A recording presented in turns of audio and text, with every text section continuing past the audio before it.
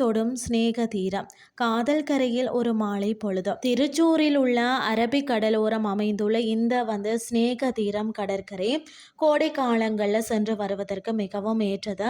இதனை காதல் கரை என்றும் அழைப்பார்கள். இதற்கு காரணம் சிநேக தீரம் கடற்கரையின் இசை என ஒலிக்கும் அந்த அலைகளின் சத்தம்தான். மேலும் அலைகள் கவிதை என மெதுவாக கரையை தொடும் விதம் பார்ப்பவர்களை காதல் வயப்பட செய்துவிடும்னே சொல்லலாம். இவைதான் காதல் கரை என்று பெயர் வர காரணமாக இருக்கிறது. மேலும் இங்கு பாத்தீங்கன்னா சூரிய உதயம் மற்றது அஸ்தமனம் தனி அழகுடன் இருக்கும். இந்த கடற்கரை பாத்தீங்கன்னா திருச்சூர் தாலுகாவில் இருந்து சுமார் 3 கிலோமீட்டர் தொலைவில் இருக்கிறது.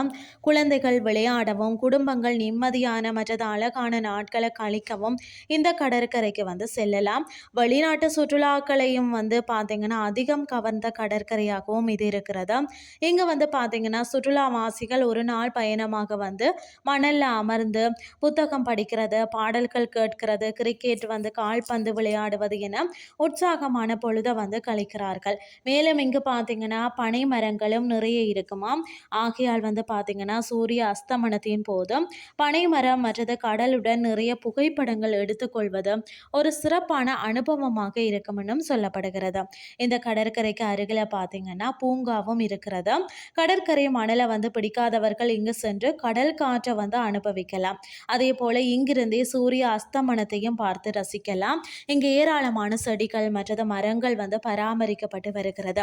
இங்குள்ள அக்வாரியத்தில் மீன்கள், சுறா மீன்கள், கடல் ஆமைகள், பவளப்பாறைகள் போன்ற கடல் உயிரினங்களையும் காணலாம். குழந்தைகளுக்கு என்ன பாத்தீங்கன்னா தனியா பூங்கா கட்டப்பட்டிருக்கிறது. இந்த சிநேக தீரம் கடற்கரையில பாத்தீங்கன்னா பாரா கிளைண்டிங் வான்குடை உதவியுடன் பறக்கும் விளையாட்டு மற்றது பாரா செயிலிங் இதுவும் ஒரு வகையான நீர் விளையாட்டு தான்.